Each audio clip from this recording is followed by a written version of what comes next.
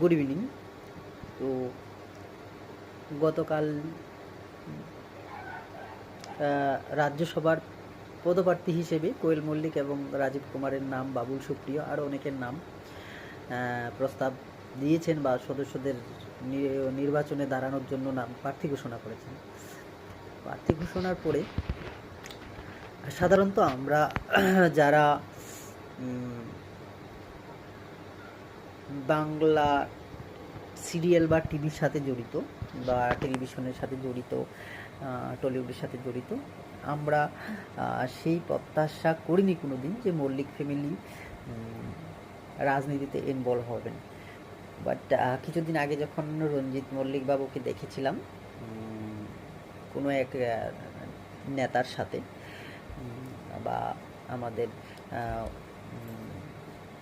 পশ্চিমবাংলার যুবরাজের সাথে, তো তারপর থেকে একটা ধারণা জন্মেছিল আমার ব্যক্তিগতভাবে। আমার বন্ধুবান্ধবের সাথে কথা হচ্ছিল, বললো রঞ্জিত মল্লিক তো আবার রাজনীতিতে আসছে না, তো যদি রাজনীতিতে আসে তাহলে কিন্তু খুব একটা ভালো দেখাবে না।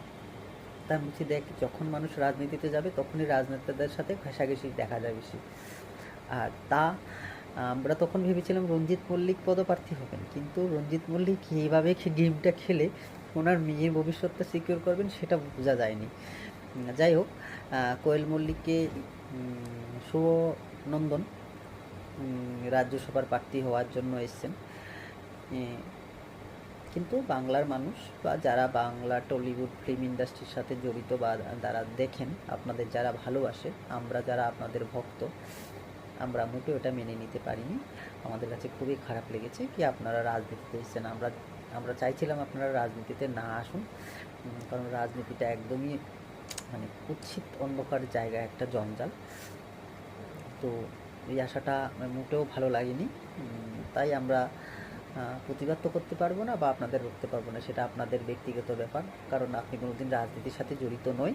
যারা রাজনীতির সাথে জড়িত, হুট করে রাজনীতিতে চলে এসে রাজনেতা হয়ে যাচ্ছেন, মানে ডাইরেক্ট কোনোদিন রাজনীতিতে দেখা যায়নি উনি ছোট করে একদম ডাইরেক্ট গিয়ে রাজ্যসভার সিটে বসে যাবেন। বুঝতে পারছেন, ওখানে দাঁড়িয়ে উনি সাধারণ মানুষের জন্য কি বলবেন আমি জানি না। আর যেহেতু উনি একটা রিচ ফ্যামিলি থেকে বিলংস করে, উনি গরিবের জন্য কথা বলতে যাবেন, সাধারণ মানুষের জন্য, এটা কল্পনার অতীত।